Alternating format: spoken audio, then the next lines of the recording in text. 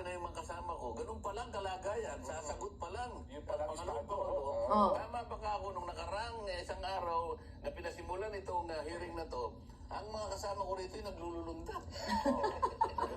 Nagalit pa yung isa eh. Eh baka hindi naman si Tagalog masaya. Ang ibig ko lang sabihin, nag-uunahan pa kayo na pagdamba sa opisina ng Vice President. Gusto nyo magunahan kayo eh. Kapal ng mukha.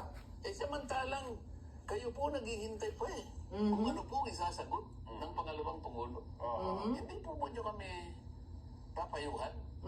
Payuhan nyo po kami. Kasama na ako doon. Payuhan nyo kami. So, ibig sabihin po, hindi pa tapos po ang kanilang, kasi hindi pa nakareply si Ma'am VP Sara, merong until February to answer. Ganyan naman kasi ang due process. Ngayon sila naglulundagan. Naglulundagan na i-answer ang politika. Hindi na po galing sa atin yan. Hindi po galing sa atin yan mga DDS. Hindi po galing yan kanino man. Galing na din yan kay VP Sara at saka kay Marcoleta. Pamumulitika po. Now ngayon, nakita nyo magkano na lang ang pera